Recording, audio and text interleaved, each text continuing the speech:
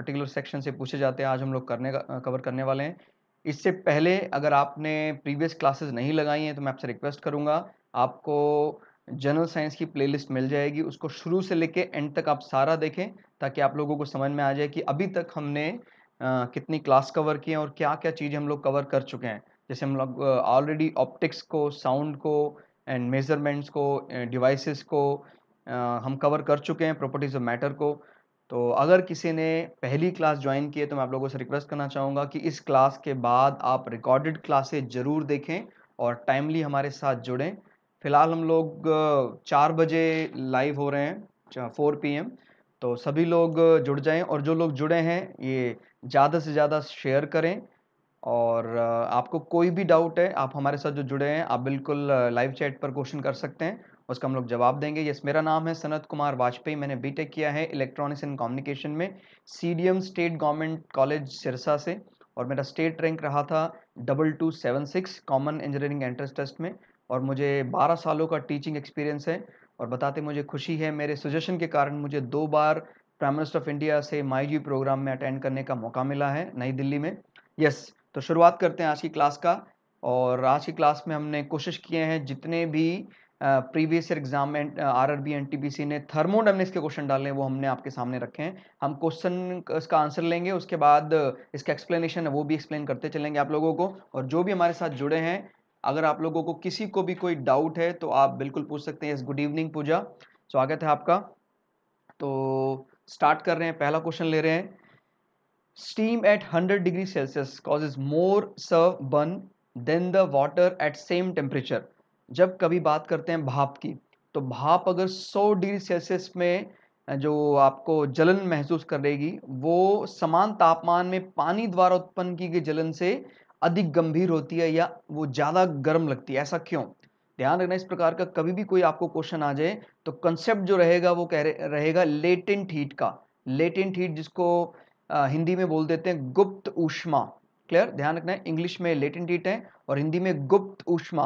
तो कभी भी एग्जाम में आपको आ रहा है कि सेम टेम्परेचर पर कभी आपको सॉलिड, लिक्विड, गैस इस प्रकार से चीजें देगा, तो आपको वो चीज को ज्यादा हीट देनी है जिसके मॉलिक्यूल्स में काइनेटिक एनर्जी ज्यादा है। यानी सॉलिड जो होता है वो फिक्स होता है, मूवमेंट कम होती है, तो काइनेटिक एनर्जी भी कम होगी। इसके बाद आपको एनर्जी देनी है लिक्विड को और सबसे ज्यादा एनर्जी देनी है गैस को। यानी हम किसी तरह से कोई भी ऐसी चीज है जो सेम टेम्परेचर मैनेज कर पा रहे हैं, तो आपको गैस को सबसे ज्यादा एनर्जी देनी है, उसके बाद लिक्विड और सबसे कम सॉलिड को। ये स्वागत है आपका जयेश, बिल्कुल सही। इसमें कह रहा है कि स्टीम जो है वो गैस है, steam provide more heat, steam is highly combustible, ज्वलनशील होती है, and steam exert more pressure.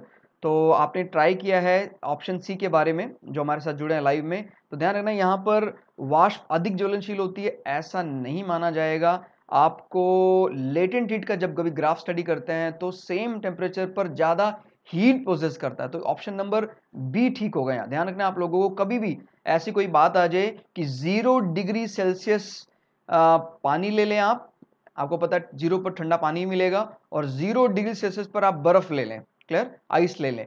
तो आप अब ट्राई करना जयेश, इन दोनों में से कौन ज्यादा गर्म माना जाए? 0 डिग्री सेल्सियस पानी, एंड आप भी ट्राई करें पूजा, 0 डिग्री सेल्सियस पानी एंड 0 डिग्री बर्फ में से किसको हम ज्यादा गर्म मानेंगे? याद रखना है, मैंने बताया आपको काइनेटिक एनर्जी जो है वो पार्टिकल जो खुले होंगे उनमें ज्यादा पाई जाएगी। क्लियर हो गया? इस कारण से इन दोनों में पानी के पास ज्यादा एनर्जी होगी। तो at same temperature water is more warm as compare to ice. याद रखना है, इस कारण से जब कभी ऐसा कोई क्वेश्चन आता है, क्या 0 डिग्री सेल्सियस बर्फ में माने 0 डिग्री सेल्सियस पानी में बर्फ पिघलेगी या नहीं पिघलेगी? बिल्कुल पिघलेगी। इसका कारण कॉन्सेप्ट रहेगा लेटेंट हीट, गुप्त ऊष्मा। तो steam provide more heat. Clear हो गया? तो 100 डिग्री भाप 100 डिग्री पानी से अधिक जलाती है। कारण कभी कह ले, बिकॉज कुछ पेपर में इसका कारण पूछ रहे हैं तो लेटेंट हीट कंसेप्ट नाम दिया जाएगा, अदरवाइज आपको सिंपली बात लिखनी है स्टीम प्रोवाइड मोर हीट। और लेटेंट हीट का कारण होता है काइनेटिक एनर्जी, यानी जो पार्टिकल्स की गतिज ऊर्जा होती है वो उसको ज्यादा हीट देता है एट सेम टेम्परेचर। क्लियर हो गया? Any doubt? Still any doubt तो आपको आस कर सकते हैं, किसी को भी कोई ऐसा डाउट है तो आप किसी भी समय आप पूछ सकते हैं, इंग्लिश में, हिंदी में, कोई भी ऐसा स्टूडेंट है, मीडियम से कोई दिक्कत नहीं आने वाली है। ध्यान रखना है, मीडियम से सिलेक्शन ना तो होता है ना रुकता है, सिलेक्शन होगा हमारी मेहनत से। क्लियर है? नाउ अगले क्वेश्चन की तरफ बढ़ते हैं। At what temperature are the reading of centigrade, हालांकि अब सेंटीग्रेड को सेंटीग्रेड नहीं लिखा जाता, अब सेंटीग्रेड को सेल्सियस लिखा जाता है।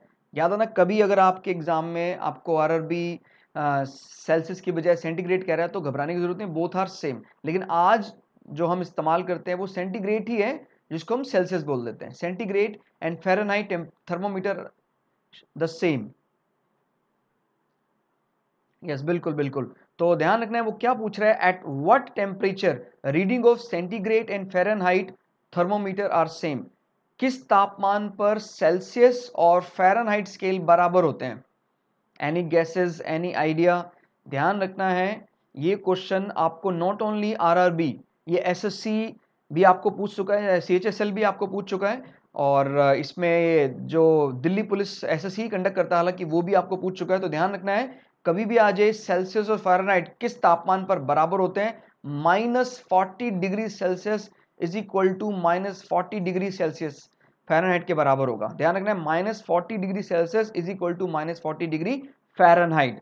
और आपको पता होगा फ़ारेनहाइट को कहा जाता है डॉक्टर स्केल। कभी आपका बुखार मापना है तो फ़ारेनहाइट में मापा जाएगा। क्लियर? बिकॉज सेल्सियस काफ़ी बड़ा स्केल है, इसमें माइनर चेंजेस ऑब्जर्व नहीं हो पाते हैं। क्लियर हो गया? तो कभी भी एग्जाम में आपको आ जाए किस तापमान पर सेल्सियस और फ़ारेनहाइट बराबर होगा, -40 डिग्री पे। नाउ क्वेश्चन नंबर 3 क्या कह रहे हैं, body temperature of a healthy man is. तो आपको बहुत आसान लग रहा होगा क्वेश्चन, लेकिन आपको सुनने में हैरानी होगी, इस क्वेश्चन का जवाब मोर देन 70% लोगों ने गलत दिया। बहुत आसान सा लग रहा है और बिना देख सीधा ही ज्यादातर ने या तो यहां पर नंबर लगाया 37 पर या 98.4 पर लगा दिया। बहुत बड़ी ब्लंडर मिस्टेक हो गई, यानी ज्यादातर बच्चों को क्वेश्चन का आंसर पता होने के बाद भी जवाब गलत हो गया। तो ध्यान रखना है, ना तो इसका आंसर 37 डिग्री फ़ारेनहाइट है, ना 98.4 डिग्री सेल्सियस है, ना 98.4 डिग्री केल्विन है। इसका आंसर होगा 36.9 डिग्री सेल्सियस। ध्यान रखना है, जिसको हम बोलते हैं 37 डिग्री सेल्सियस, वो वास्तव में होता है 36.98 डिग्री सेल्सियस, जिसको हम लगभग 37 मान लेते हैं। क्लियर हो गया? तो कभी भी एग्जाम में इस प्रकार का ऐसे आपको भ्रमित करने का प्रयास करे तो अच्छे से पढ़ो, ताकि ये क्वेश्चन गलत ना हो। बिकॉज बूंद बूंद से सागर भरता है, और अगर अब इसी प्रकार से बूंदे लुटाने लगे तो हमारा सागर कब खाली हो जाएगा पता भी नहीं लगेगा। क्लियर हो गया? और वैसे भी क्वेश्चन का आंसर देने का मतलब, अगर हमें कोई कंसेप्ट पता है तो हमारा आईक्यू अच्छा है, और जिसका आईक्यू अच्छा है यानी एक क्वेश्चन दूसरे में भी कहीं ना कहीं आप लोगों को हेल्प करेगा। तो जब कभी भी आप तैयारी कर रहे हैं एग्जाम की, तो ये मत समझें कि ये एक कंसेप्ट टेम्परेचर आपको 1 नंबर देगा, 2 नंबर देगा, ऐसा नहीं। ये सब इंटर रिलेट करते हैं। अगर आपको साइंस में समझ में आ जाता है केल्विन स्केल, फ़ारेनहाइट स्केल्स और सेल्सियस स्केल, तो ये चीज आपको नॉट ओनली साइंस, आपको जियोग्राफी में भी मदद करेगा, आपको हिस्ट्री में भी मदद करेगा। यानी जिस एरिया में लोग रहते हैं वहां का खान पान, रहन सहन तापमान से तय होता है। और अगर हमें पता ही नहीं है कि सेल्सियस वास्तव में क्या होता है, -40 का क्या मतलब है, तो फिर हम गलत इंटरप्रेट कर पाएंगे, गलत अंदाजा लगाते हैं। तो इसका आंसर आप लोगों को समझ में आ गया होगा, 36.9 डिग्री सेल्सियस, जिसको हम लगभग 37 डिग्री सेल्सियस मान लेते हैं। क्लियर हो गया? तो answer will be option number A. Now next question आ रहा है, in cold countries alcohol is preferred to mercury as a thermometric liquid because. तो वो पूछ रहे हैं हमें कि जहां बहुत ज्यादा ठंड पड़ती है वहां पर हम थर्मामीटर में मरकरी की बजाय अल्कोहल का इस्तेमाल करते हैं, ऐसा क्यों? ठंडे देशों में पारे के स्थान पर अल्कोहल रूप में वरीयता दी जाती है, क्योंकि कारण आपको बताना है। तो ऑप्शन पढ़ते हैं, शायद हमें आइडिया हो जाए। Alcohol has a low freezing point, विचार किया जा सकता है। यानी कह रहा है कि जो अल्कोहल है उसका जो जमने का तापमान है वो मरकरी से भी कम है। और बी ऑप्शन क्या बोल रहा है, alcohol is a better conductor of heat. Alcohol जो है वो हीट का बढ़िया कंडक्टर है एज कंपेयर टू पारा या मरकरी। इसको भी हम अपने विचार में रख सकते हैं। नंबर सी क्या बोल रहे हैं, alcohol is cheaper than mercury. Alcohol जो है या एल्कोहल के कई प्रकार हैं, इथाइल अल्कोहल, मिथाइल अल्कोहल, ऐसा कुछ कहे तो वो सस्ता है मरकरी से। तो इसको अपने दिमाग में रखना है। And fourth is the world production of alcohol is greater than of mercury. तो आप आसानी से अगर हम एलिमिनेशन मेथड में भी जाते हैं कि हमें पता नहीं है तो सिंपली ये तो नहीं हो सकता, इसका कोई सेंस नहीं बनता है। और यहाँ सस्ता होने का भी कोई ऐसा मतलब नहीं रहा। तो अभी ये दो काफी ज्यादा नजदीक के लग रहे हैं हमें। Alcohol is a better conductor of heat या alcohol has a low freezing point. तो अभी हमें ये समझना है कि जो ठंडा एरिया है वहां दिक्कत क्या होने वाली है। आपको पता होगा मरकरी, हालांकि मरकरी का फ्रीजिंग पॉइंट -39 डिग्री सेल्सियस है, -39 पर जाकर जमता है। लेकिन आपको पता है कई जैसे साइबेरिया वगैरह में तापमान तो -70 डिग्री सेल्सियस तक चला जाता है। तो वहां पर हम मरकरी कैसे इस्तेमाल करेंगे। तो फिर आपको समझ में आ रहा होगा, हम सुई हमारी जो है इंडिकेशन कर रही है किसकी तरफ, ऑप्शन नंबर ए की तरफ, यानी alcohol has a low freezing point. जो अल्कोहल है उसका जो हिमांक या द्रवांक है वो काफी ज्यादा कम है। अगर बात करें अल्कोहल की तो वो 110 डिग्री सेल्सियस तक चला जाए तभी भी वो जमेगा नहीं, इसके नीचे जाकर वो जमेगा। क्लियर हो गया। और मरकरी जो है पारा -39 के नीचे जाकर जम जाता है।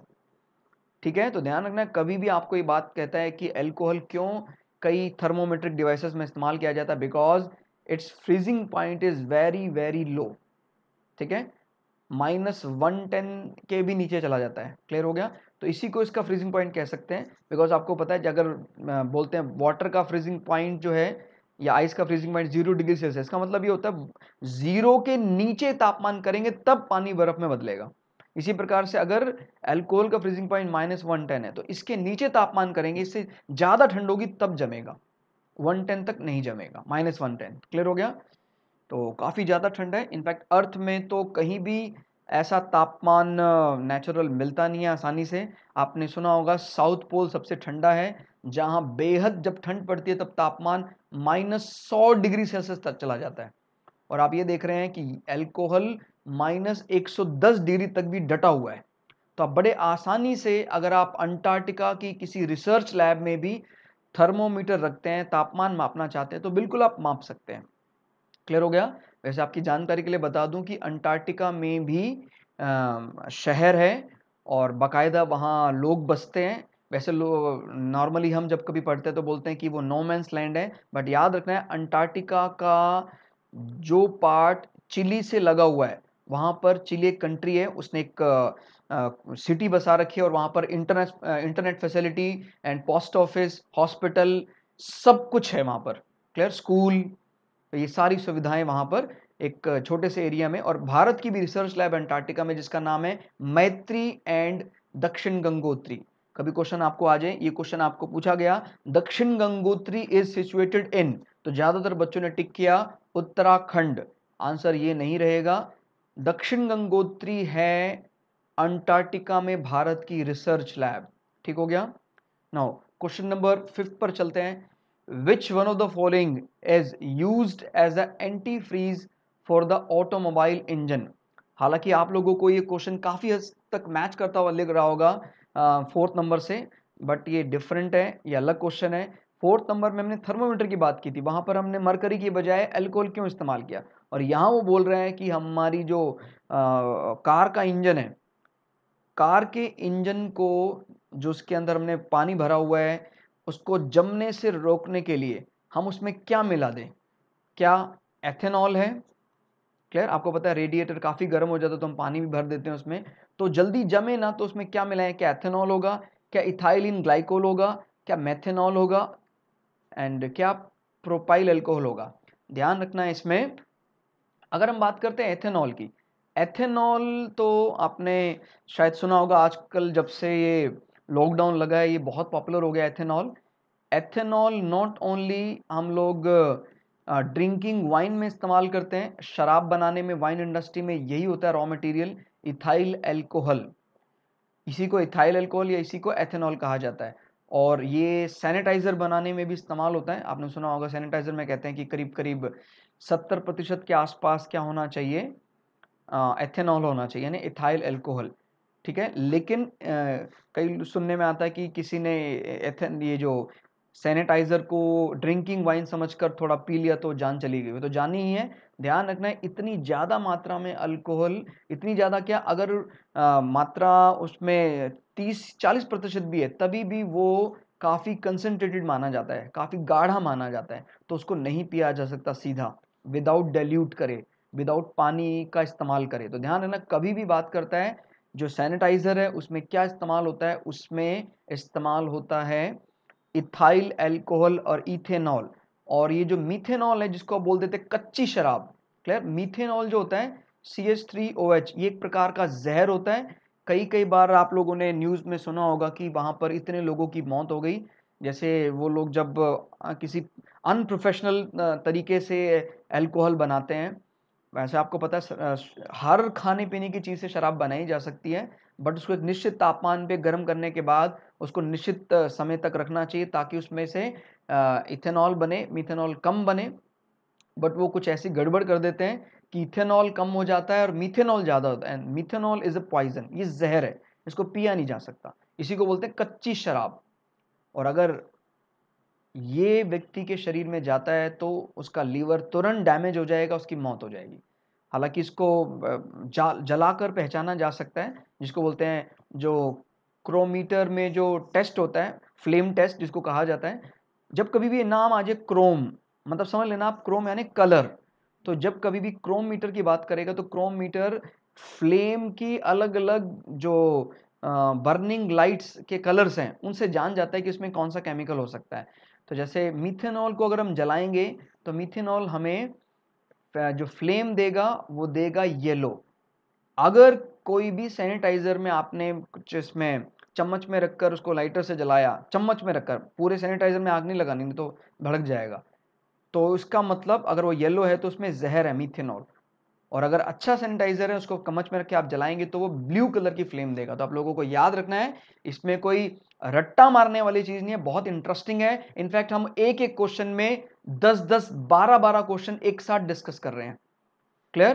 तो बिल्कुल आप लोगों को ये चीज़ें पता होने चाहिए कि एथेनॉल ड्रिंकिंग वाइन है, सैनिटाइजर में इस्तेमाल होता है, एंड मेथेनॉल एक पॉइजन माना जाता है। इसका इस्तेमाल मशीनों की ड्राई क्लीनिंग में किया जा सकता है मिथेनॉल का, बट ड्रिंकिंग वाइन में और हाथ धोने में नहीं हो सकता, यानी सैनिटाइजर में नहीं हो सकता। अभी बात है एंटी फ्रीज मिक्सचर जो रेडिएटर में डाला जाता है वो है इथाइलिन ग्लाइकोल। ध्यान रखना, इथाइलिन ग्लाइकोल इज CH2OH इस सारे का होल स्क्वायर, ये होता है इथाइलिन ग्लाइकोल। आप इसको ऐसे भी कह सकते हैं C2H6O2। ठीक है, इसी चीज को हमने यहां लिखा है। इथाइलिन ग्लाइकोल अगर मिला दिया जाए तो वाटर जो जीरो के नीचे जम जाता है वो -40 डिग्री सेल्सियस तक झेल लेगा, यानी इतनी अधिक ठंड। लेह लद्दाख में बड़े आसानी से वो गाड़ी टिकी रहेगी और उसमें रेडिएटर में जो पानी भरा है हमने इसको गर्म होने से बचाने के लिए, वो जमेगा नहीं। बात समझ में आ गई। तो बड़े आसानी से अगर पानी में मिला दिया जाए तो -40 डिग्री तक पानी जमेगा नहीं, क्लियर होगा। तो ये कमाल है इथाइलिन ग्लाइकोल का, जो एंटी फ्रीज मिक्सचर है जो रेडिएटर में पानी के साथ भरा जाता है। Now next question is what is the absolute zero temperature. परम शून्य ताप क्या है, क्लियर हो गया। परम शून्य कुछ ना कुछ आपको क्लियर हो ही रहा होगा। परम यानी जिसके नीचे हम नहीं जा सकते हैं। ध्यान रखना है, starting point of any temperature scale, ये भी सस्पेक्टेड सा लग रहा है। And theoretically the lowest possible temperature, and theoretically बात इसने डाल दी है, the temperature at which the vapours of any liquid substance is condensed, यानी उसका वेपर्स का मूवमेंट जो है वो बंद हो जाता है। The temperature at which all material are in vapour form. ध्यान रखना है, इसका ऑप्शन सी करेक्ट है। एब्सोल्यूट जीरो का मतलब होता है जिसमें पार्टिकल्स का जो मॉलिक्यूलर मूवमेंट है वो खत्म हो जाता है। और वो मूवमेंट कब खत्म होगा? जब पार्टिकल पूरी तरह से कंडेंस हो चुके हैं। ठीक है, जिस तापमान पर सभी द्रव पदार्थों के वाष्प पूरी तरह से जम जाते हैं। क्लियर हो गया? Temperature at which the vapours of any liquid substance is condense. आपको लग रहा होगा सर वेपर्स तो पानी का है, जैसे 100 डिग्री के ऊपर बनते हैं, 100 पर बनते हैं, ऐसा नहीं है। पानी अगर 1 डिग्री पर भी है तो भी उसमें वेपराइजेशन है। वो अलग बात है कि 100 डिग्री में ज़्यादा वेपर बन रहे हैं और 1 डिग्री में कम बन रहे हैं। यानी ठंड में भी आप लोगों को पसीना निकलता है, लेकिन ठंड में उसका रेट थोड़ा कम होता है, धीमे धीमे निकलता है। गर्मी में काफ़ी ज़्यादा निकलता है। और ये बोल रहा है कि 0 केल्विन, जिसको बोल रहा है एब्सोल्यूट जीरो, वही वो तापमान है जहाँ पार्टिकल की मूवमेंट पूरी तरह बंद हो जाती है। यानी जो लिक्विड है किस पर्टिकुलर टेम्परेचर पर इवेपोरेट होना या वेपर बनाना बंद कर देगा, होगा 0 केल्विन, मतलब होगा -273 डिग्री सेल्सियस। आपकी सोच से भी कई गुना ज़्यादा ठंडा। मतलब आप शायद फ्रीजर में तो बैठे नहीं होंगे, फ्रीजर के अंदर। फ्रीजर जब बहुत ठंडा है तो 0 के नीचे है, यानी -2 -3। और आप अंदाज़ा लगाओ जो कोल्ड स्टोर होते हैं वहाँ पर कहीं कहीं -15 तक तापमान होता है। जैसे आपने कॉर्न वगैरह कभी लिए हो तो -20 -15 के बीच तापमान होता है। लेकिन ये बोल रहा है -273 degree Celsius, this is absolute zero. और इसी तापमान पर पार्टिकल का मूवमेंट, मॉलिक्यूल्स का मूवमेंट एकदम खत्म हो जाता है, या उसका वेपर्स बनना पूरी तरह से खत्म हो जाता है। क्लियर हुआ? नाउ क्वेश्चन नंबर 7 पर आते हैं।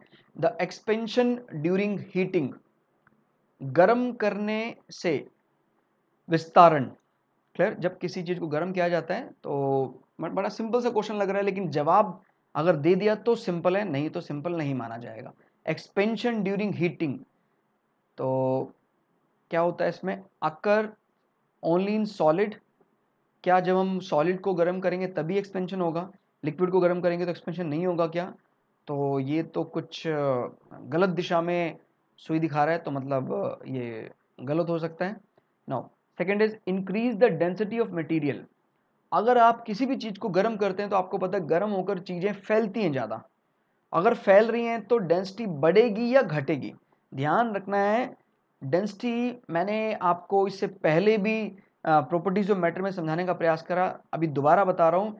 डेंसिटी का मतलब जिसको बोलते हैं घनत्व। घनत्व का मतलब है जैसे ये ग्लास है, ये कप है। इस कप में मान लीजिए 50 कंचे भरे हुए हैं हमने। क्लियर है? 50 कंचे भरे हुए हैं, case number 1।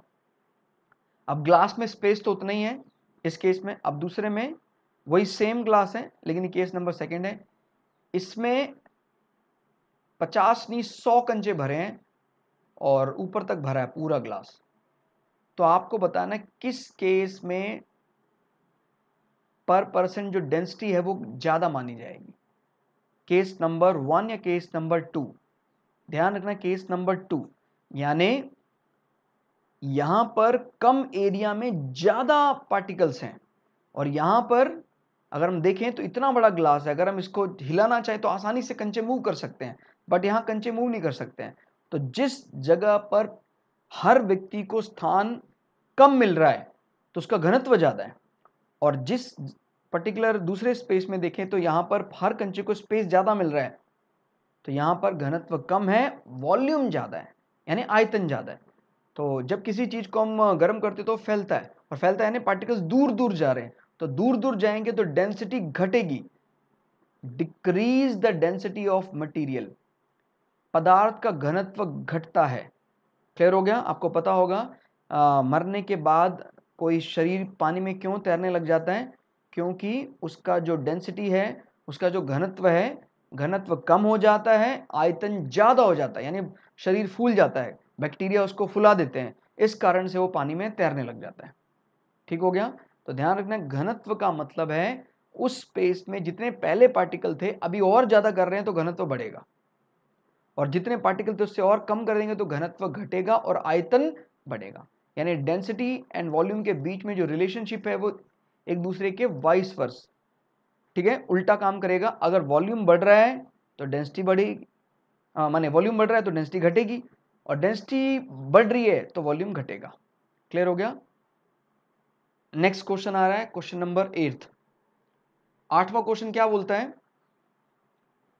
When ice melts, जब बर्फ पिघलती है, क्लियर, जब बर्फ पिघलती है तो वॉल्यूम इंक्रीजेस, वॉल्यूम डिक्रीजेस, मास इंक्रीजेस और मास डिक्रीजेस। जब पानी में बर्फ पिघल रही है तो क्या चीज है जो बढ़ रही है, जो घट रही है? ध्यान रखना है, बर्फ का एज कंपेयर टू वाटर, यानी जितने जगह पर पानी आ सकता है उतनी जगह पर बर्फ नहीं आ सकती है। बर्फ को ज्यादा स्थान चाहिए, यानी बर्फ का क्या ज्यादा है? वॉल्यूम ज्यादा है। क्लियर? वॉल्यूम हाई, और वाटर का वॉल्यूम लो है। तो जब बोल रहा है जब बर्फ पिघलेगी तो वॉल्यूम घटेगा, वॉल्यूम डिक्रीजेस। ध्यान रखना है, जब बर्फ पानी में बदलेगा तो पानी, हालांकि ये नॉर्मल ट्रेंड से अलग है। हम पढ़ा करते थे छठी 7वीं क्लास में ही, सॉलिड सबसे कम स्थान घेरता है, उसके बाद लिक्विड घेरता है और सबसे ज्यादा गैस घेरती है।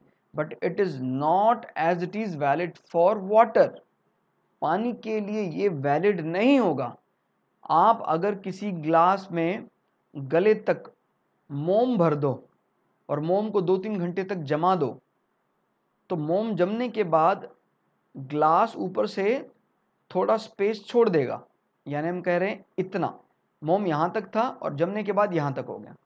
लेकिन अगर यही सेम कंसेप्ट आप लगाएं पानी पर, तो पानी एकदम उल्टा बिहेव करेगा।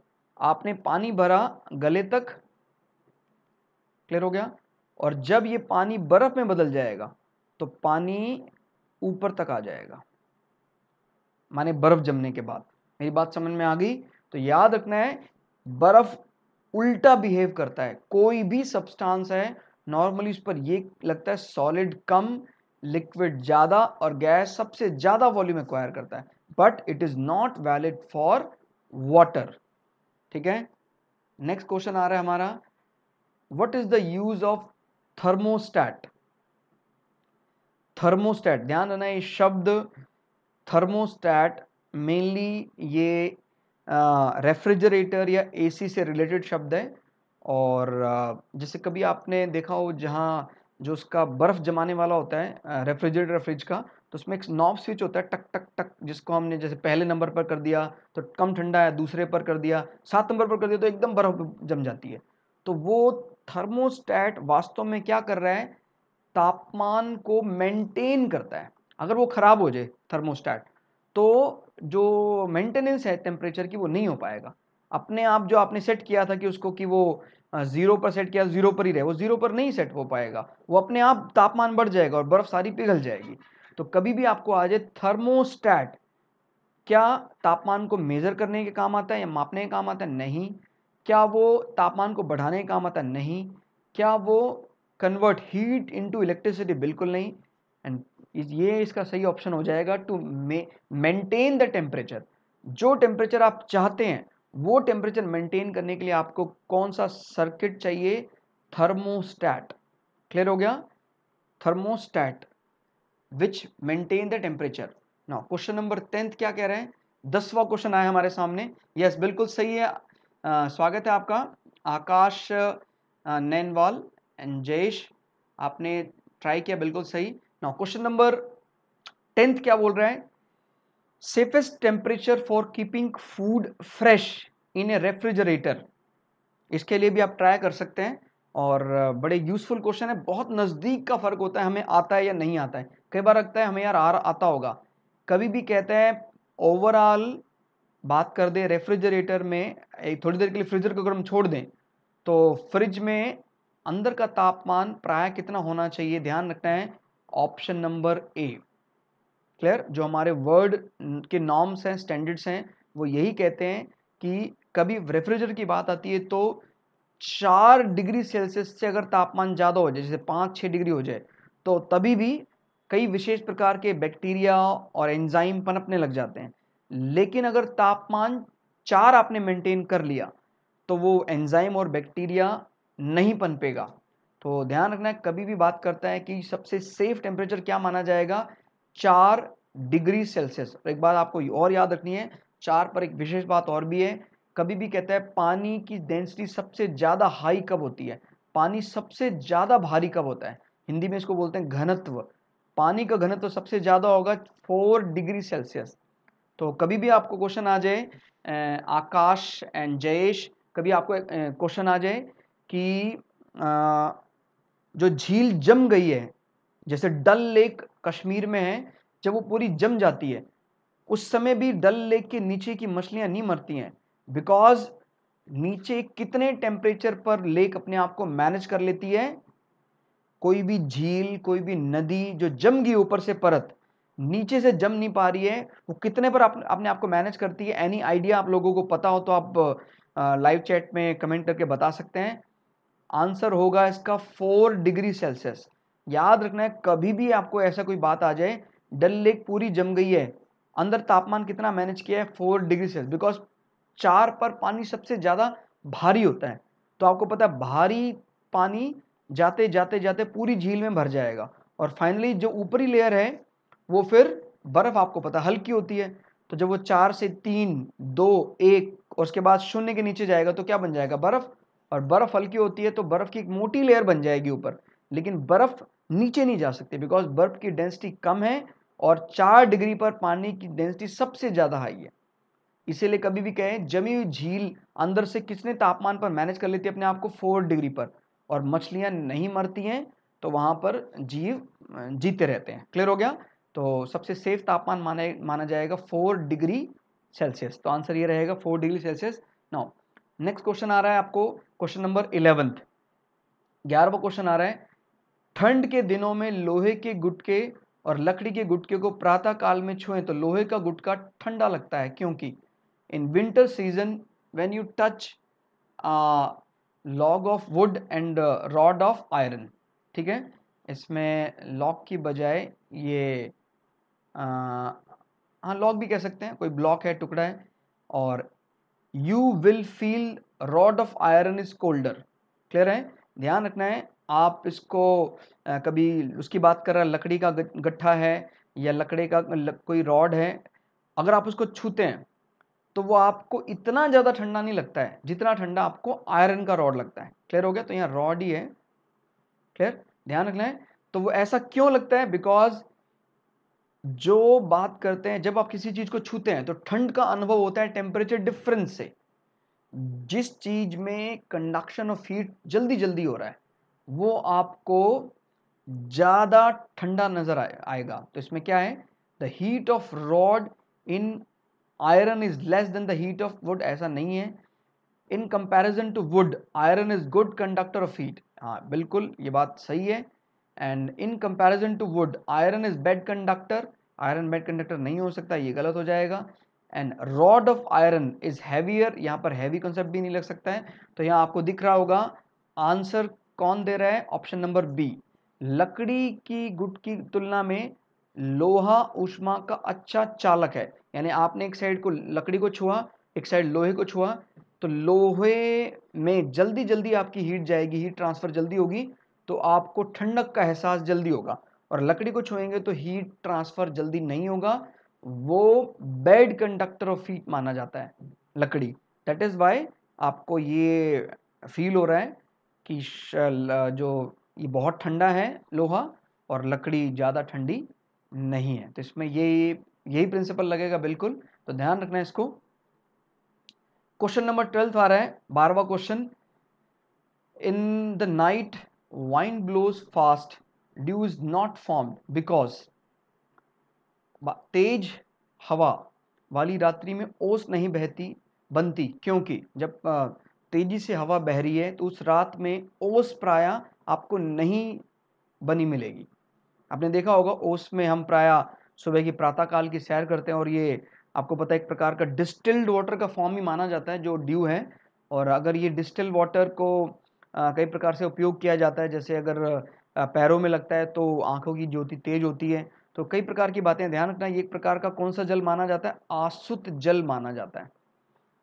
प्योरेस्ट फॉर्म जो वाटर है वो क्या है, डिस्टिल्ड वाटर। कभी भी कहता है बैटरी में डालना आपको कौन सा पानी, डिस्टिल्ड वाटर का प्रयोग होता है, बैटरी में भी आंसू जल का प्रयोग होता है। तो कह रहा है कि रात को हवा चल रही थी, अगले दिन आपको ऐसा क्यों नहीं मिला, बिकॉज अगर ऐसा होगा तो पढ़ते हैं क्या है, rate of evaporation is fast, वाष्पीकरण की दर बढ़ जाएगी, या मॉइस्चर इन एयर लो होता है उस दिन, टेम्परेचर इज हाई हो जाएगा क्या, या स्काई इज नॉट क्लियर। तो इसमें आपको क्या लग रहा है, एनी आइडिया, एनी गेसेस जो हमारे साथ जुड़े हैं?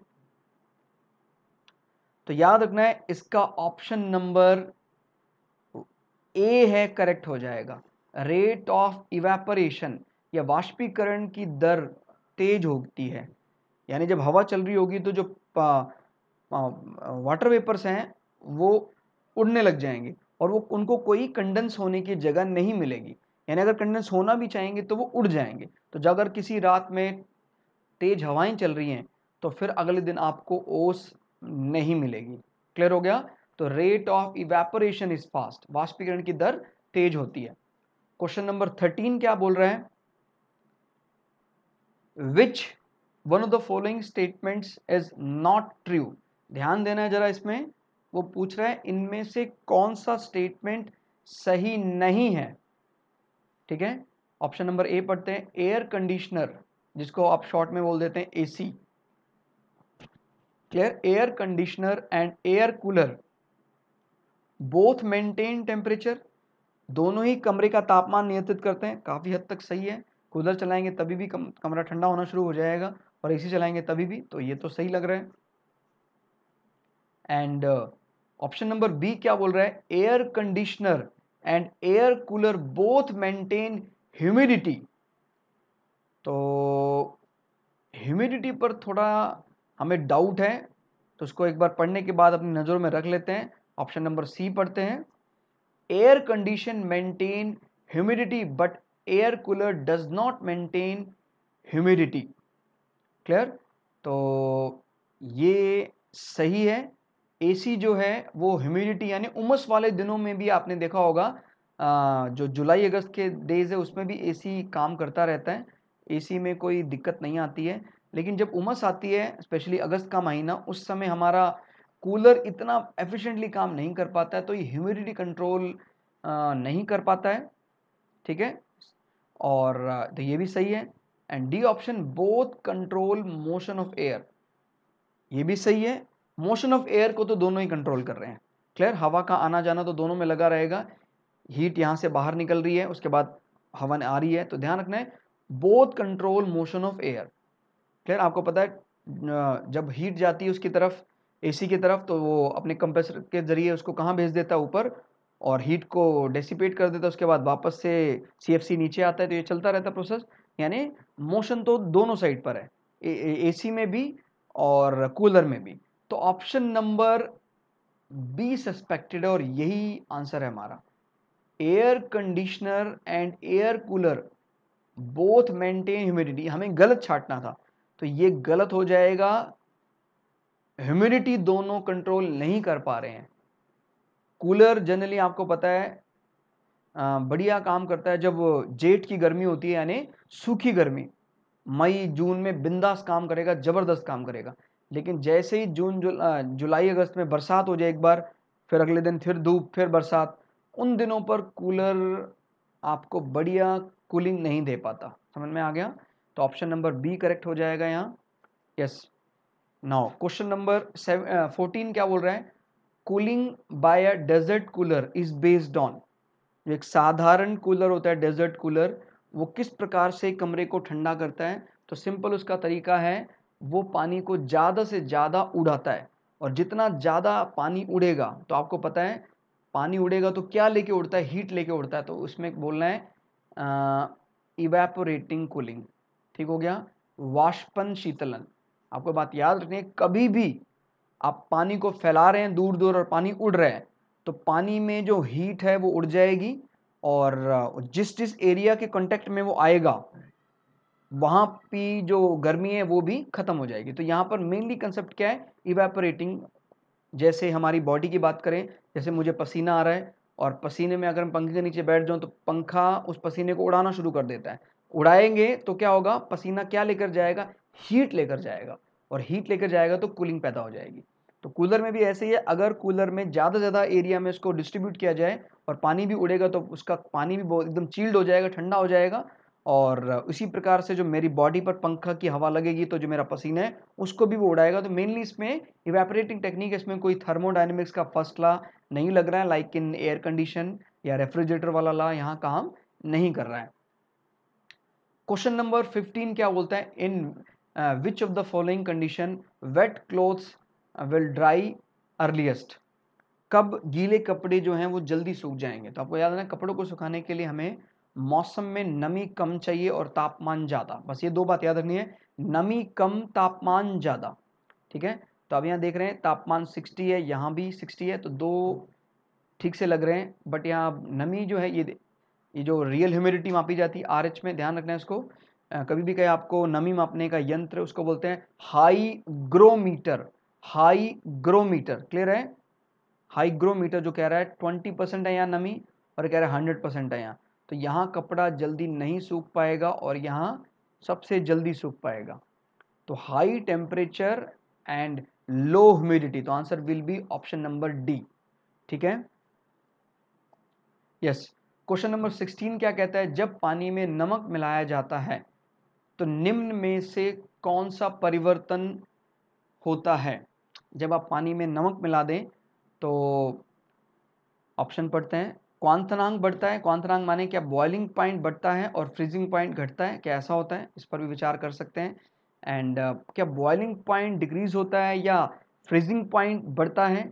सीधी बात याद रखना, जब कभी भी हम पानी में नमक मिलाएंगे, और पानी में नमक मिलाने का मतलब ये है कि जो पानी पहले आसानी से उबल रहा था, बिकॉज पानी में प्योर फॉर्म था तो आसानी से वो वेपर्स में कन्वर्ट हो रहा था, और इसमें कुछ चीज़ आ गई है तो ये जल्दी वेपर्स में कन्वर्ट नहीं हो पाएगा, यानी बॉइलिंग पॉइंट बढ़ गया अगर पानी में कुछ आपने मिला दिया, तो बॉइलिंग पॉइंट बढ़ गया, बॉइलिंग पॉइंट इंक्रीजेज। और दूसरी बात क्या बोलता है, freezing point decreases.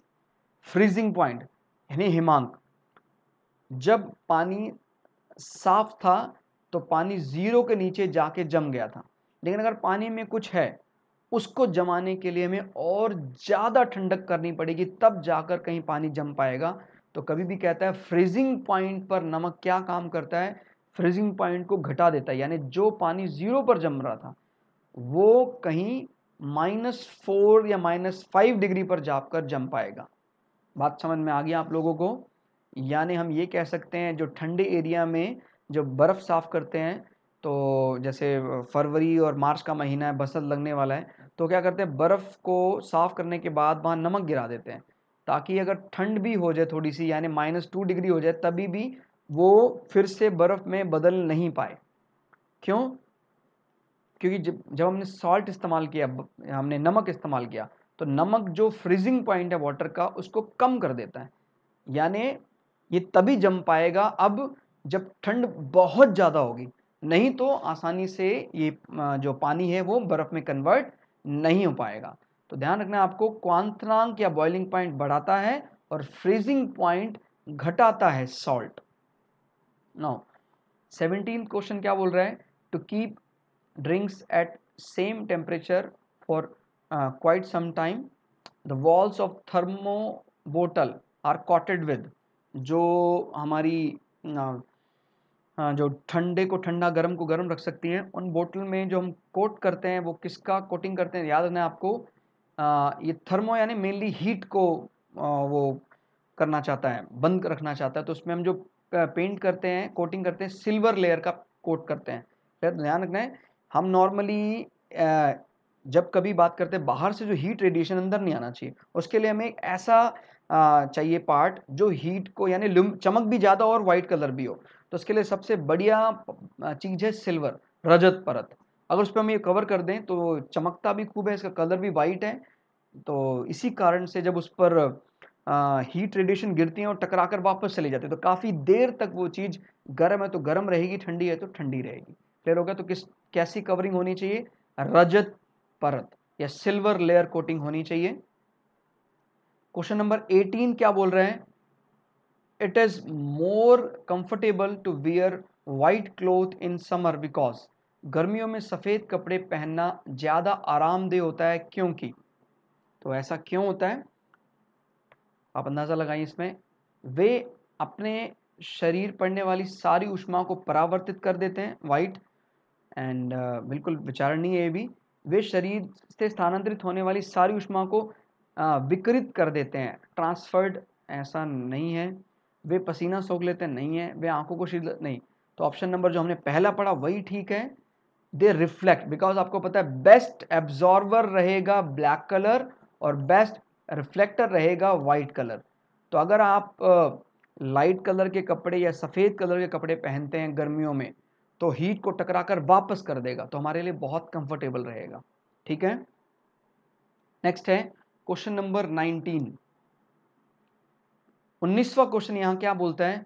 The most important function of perspiration is due to, मतलब इज टू, यानी जो हमारे शरीर से पसीना निकलता है, क्लियर, वो उसका फंक्शन क्या है, उसका जो क्या फिनोमिना हो सकता है, क्यों निकलता है वो। तो ध्यान देना, पसीना जब कभी भी निकलेगा तो जैसे पसीना आ रहा है तो क्या लेके उड़ता है? हीट लेके उड़ता है, क्लियर, हीट को लेकर उड़ जाएगा। हीट लेके उड़ेगा तो टेम्परेचर बॉडी का ठंडा हो जाएगा। अगर ऐसा ना हो तो बॉडी के सेल डिस्ट्रॉय हो जाएंगे। जैसे अगर कोई शरीर भाग रहा है और बिल्कुल पसीना निकल रहा है तो फिर गड़बड़ हो सकती है। तो आपको याद रखना है, it regulate the body temperature. The most important function of perspiration is to regulate the body temperature, शरीर का ताप नियंत्रित करता है। क्लियर हो गया? आप लोग याद रखना, कभी भी कोई ऐसी बात आ जाए, पसीना आपको ठंडक प्रदान करता है कैसे। देखिए, अब जैसे पसीना स्किन के ऊपर जमा है, अब जो ये जमा है ये यहाँ से उड़ेगा, तो आपको पता है लिक्विड को गैस में कन्वर्ट करने के लिए हीट चाहिए। तो हीट एनवायरनमेंट से उसने ले ली या पंखे से उसको मिली। अगर वो उड़ रहा है तो वो क्या चीज़ लेकर जा रहा है? हीट। और अगर वो हीट लेकर चला गया तो आपकी बॉडी क्या हो गई? ठंडी। तो आप लोगों को याद रखना है, कभी भी बात करता है जब पसीना निकलता है और उसके बाद इवेपोरेशन से वो उड़ता है तो शरीर ठंडा हो जाता है, क्योंकि पसीना क्या लेकर गया? पसीना आपके बॉडी की हीट लेकर चला गया। नाउ 20th क्वेश्चन है, लास्ट क्वेश्चन।